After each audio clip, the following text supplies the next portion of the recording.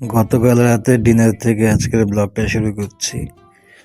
গতকাল রাতে ওই মহিলা বাইরে থেকে এসেছিল।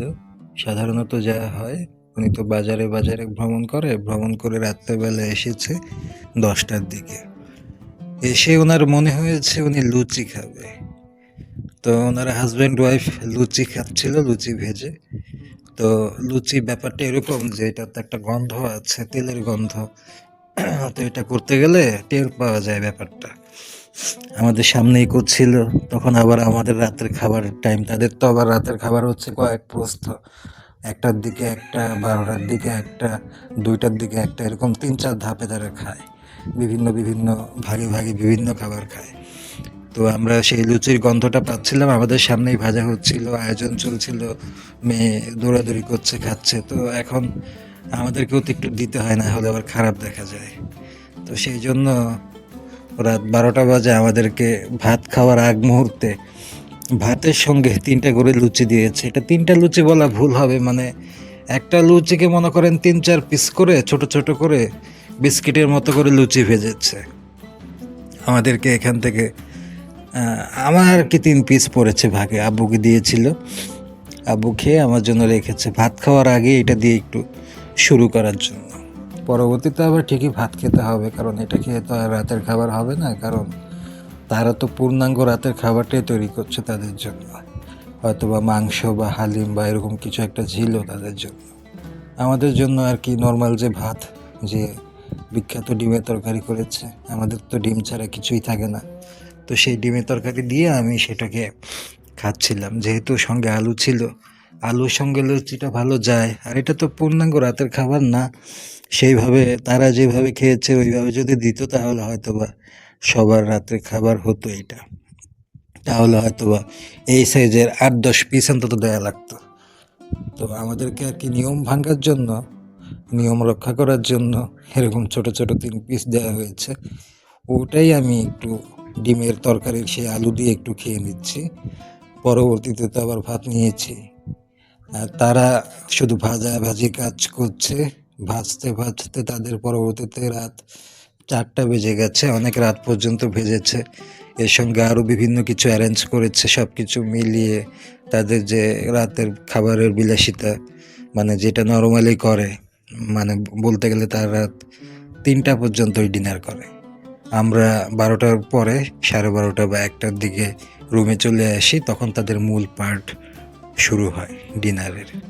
তখন থেকে শুরু করে রাত 3টা-4টা পর্যন্ত তাদের এই রুমে দৌড়াদৌড়ি, নাচানাচি, চিৎকার চেঁচামেচি এগুলো চলতেই থাকে। মানে তাদের একটা পার্টি পার্টি ভাব বলতে গেলে শুরুই হয় রাত 11টা-12টার পরে। আমাদের ডিনার কমপ্লিট করে আসার পরে তাদের মূল এপিসোডটা শুরু হয়। আর এমনিতেও তো এই মহিলার তো বাজারে বাজারে ঘোরা তার অভ্যাস আছেই, মার্কেটে মার্কেটে, শপিং মলে, বাসায় বাসায়, অফিসে অফিসে, ওগুলা করে সে রাত্রেবেলা বাসায় ফেরে রাত 10টার দিকে। 10টার দিকে ফিরে এসে আমাদেরকে একটা বাসি পচা কিছু একটা ধরিয়ে দেয়, অথবা একটা ডিম ভেজে দেয়, তারপরে আমরা খেয়ে আমাদের রুমে চলে যাই। তারপরে তারা তাদের যে মূল খাবারের পর্বটা সেটা শুরু করে। এভাবেই আর কি চলছে। এই তরকারিটা রান্না করেছিল দুপুরবেলা, এই একটাই আইটেম ছিল, এটাই রয়ে গেছে। আর ওই যে বলেছিলাম গতকাল যে ভর্তা বানিয়েছে আমার বাবা, আমার বাবাকে দিয়ে ভর্তা বানিয়েছে এই মহিলা। তো সেই ভর্তা ছিল, আমি আর ভর্তাটা নেইনি। ওই শুরুতে ছোট ছোট বিস্কিটের মতো লুচি খেয়েছি, ওটা খেয়ে সরাসরি তারপরে ভাত নিয়ে নিয়েছি। আর তারা এদিক দিয়ে রান্না বান্না করছে, হুলস্থুল করছে। এটা হচ্ছে আজকে সকালের নাস্তার ফুটেজ। তো সকালবেলা আমি যখন নাস্তা করতে যাই, নাস্তার সময় থেকেই বলতে গেলে বিরাট পরিমাণ চিৎকার চেঁচামেচি শুরু করে বাড়ি ঘর একেবারে তুলে ফেলে, কারণ ওদের মূল ফোকাসটা হচ্ছে আমাকে ঘুম থেকে উঠানো। আমাকে ঘুম থেকে উঠানোর জন্য আমার দরজার কাছে বসে, আমার দরজা তো লাগানো থাকে সব সময়, আমার দরজার কাছে বসে চিৎকার চেঁচামেচি শুরু করে। মানে রাতের পরে বিশাল বড় একটা রাত যায়, তো বিড়ালের ক্ষুধা, মুরগির ক্ষুধা, এগুলো কিন্তু আবার প্রচুর ক্ষুধা। রাতের পরে এদের অনেক ক্ষুধা লাগে। তো আমাদের বাসায় তো আল্লাহ দিলে নাস্তা 11:30-12টার দিকে তৈরি হয়। আমি তো এর আগে দরজাই খুলি না, কারণ আমি জানি এখন দরজা খুললে বিড়াল আমাকে একবারে অ্যাটাক দিয়ে ফেলবে সবগুলো একসাথে। একটা আমার উপরে উঠবে, একটা বিছানায় উঠবে, একটা লাফালাফি শুরু করে দিবে খাওয়ার জন্য।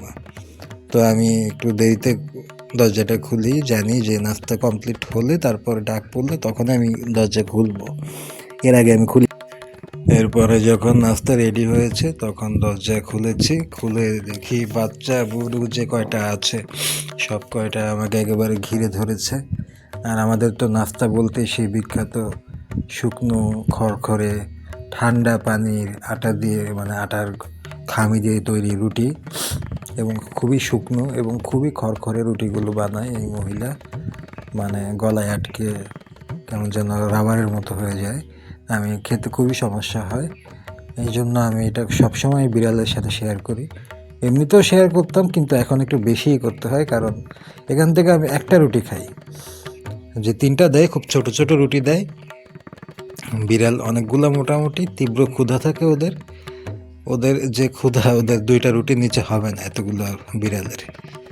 আর এমনিতেও যদি বিড়াল কম থাকে তারপরেও আমি একটার বেশি রুটি খেতে পারি না। তাছাড়া এখানে যে ডিমটা দেখা যাচ্ছে এটা হচ্ছে অর্ধেক ডিম, মনে হচ্ছে আস্ত ডিম। মহিলা চালাকি করে অর্ধেক ডিম বেজেছে পেঁয়াজ দিয়ে।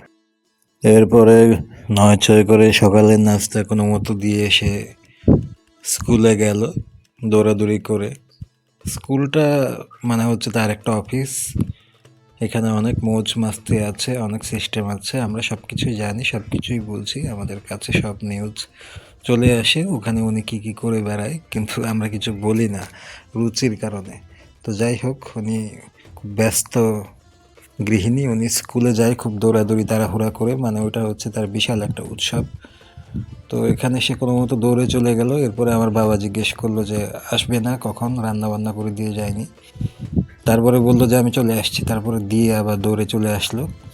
হয়তো আজকে কোনো বিশাল কোনো স্পেশাল মিশন আছে, কারণ বারবার যাচ্ছে এবং ব্যাগ ট্যাগ বিভিন্ন কিছু নিয়ে যাচ্ছে। কারণ চোরের তো চুরি করার বিভিন্ন ধরনের সিস্টেম, মানে 2 নাম্বার মাল যারা, তাদের তো মানে মুখে এক কথা বাইরে এক কথা, হাতে আরেক কাজ, মানে কোনো কিছুর কোনো মিল নাই, কোনো সামঞ্জস্য নাই, সব কিছুই ব্যাকআপ পায়। এদের এদের রহস্য কেউ ভেদ করতে পারে না। তো আমরা এগুলো নিয়ে ঘাটাই না, যাচাই বাছাই করি না, কথাও বলি না। আমার বাবাও সব কিছু বোঝে, কিন্তু কিছু জিজ্ঞেস করে না। বারবার যাচ্ছে, ব্যাগ ট্যাগ নিয়ে যাচ্ছে, এটা সেটা নিয়ে যাচ্ছে, আবার ফোন দিয়ে কাকে যেন কি বলছে। তার মানে মেয়ে কি স্কুলে আছে না কই আছে, আল্লাহই জানে কার কাছে আছে, কই রেখে এসেছে। মানে এগুলোর গভীর তদন্তে আমরা কখনোই ঢুকি না, ইচ্ছা করেই ঢুকি না। বাজে মহিলা, কথা বললেই মুখ নষ্ট হবে, নিজের মান সম্মান যাবে, আমাদের এত কিছু নিয়ে খাটিয়ে লাভ নেই। তো দুপুরবেলা আবার আসলো, কিছুক্ষণ পরেই ঝড়ের মতো যায়, ঝড়ের মতো আসে। মানে এই মহিলার জন্মই মনে হয় রাস্তার মধ্যে, রাস্তা তার কাছে সবচাইতে আপন। উনি মানে গৃহস্থালির জন্য, ঘরের জন্য উনি তৈরিই হয় নাই, উনি কোনো ঘরের মেয়ে না অ্যাকচুয়ালি। তো কোনো মতো এসে এমন একটা অ্যারেঞ্জমেন্ট শুরু করলো, এমন একটা ব্যস্ততা, এমন একটা ভাবসাব, মনে হচ্ছে সে কমিউনিটি সেন্টারের বাবুর্চি, মাস্টার শেফ। মানে 4টা চুলা লাগিয়েছে একসাথে, 2টা ইলেকট্রিক চুলা, 2টা গ্যাসের চুলা, পাগলের মতো রান্না শুরু করে দিয়েছে। বিশাল আয়োজন, হুলস্থুল। তো আমরা তো মনে করছি না জানি কি, আমার ঘরের কোনায় এসে আবার আরেকটা চুলা ফিট করেছে, শুকনা মরিচ ভেজে টেজে আগুন লাগিয়ে দিয়েছে একেবারে। তো মনে করছি কি না কি হচ্ছে না হচ্ছে, তারপরে গিয়ে দেখি এই আলু ভর্তা, ডিম ভাজি আর রাতের বাসি ডাল, মানে সেই চিরচিরে এত খাবার, অথচ ঘর ভরা কিন্তু মাছ মাংস বিভিন্ন তরকারি পচে যাচ্ছে, কত কিছু আছে, সেগুলো সে দিবে না, সেগুলো সে রান্নাও করবে না। উনি আমাদের সেই চিরচিরে এত যে ডিম ভাজি, উনি এত আয়োজন, এত হুলস্থুল, এত রং ঢং করলো, মানে এত ব্যস্ততা, এত ভাব নিল, অ্যাটিটিউড দেখালো। আমি তো মনে করেছি আজকে বিশাল কিছু হচ্ছে, 300-400 মানুষের আয়োজন হচ্ছে। দুপুরবেলা খেতে গিয়ে দেখি 3:30 বাজে, এই এতক্ষণ সময় নিয়ে এসে এই ডিম ভাজি করেছে, আলু ভর্তা করেছে আর রাতের বাসি ডাল। তার মানে এগুলা যে করেছে মাঝখানে, ওইগুলা কি সে তার ওই বয়ফ্রেন্ডদের জন্য টিফিন ক্যারিয়ারে করে স্কুলে নিয়ে যাচ্ছে, নাকি বাইরে গিয়ে কোথাও খাবে, কোথাও বসে, আল্লাহই জানে। ওগুলার আর গভীর তদন্তে গেলাম না, এগুলার কথা বললে আমারও সমস্যা হয়, ফ্যামিলি থেকেও বিভিন্ন প্রেশার আসে।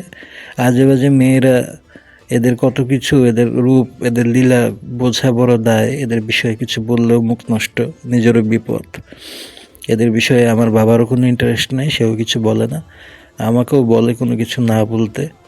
কিন্তু যেই ধরনের মানে হেনস্থার মধ্যে আছি, হ্যারাসমেন্টের মধ্যে আছি, মানে ডেইলি লাইফস্টাইলগুলো বলতে গেলে এই মহিলার কথা কোনো না কোনোভাবে চলেই আসে।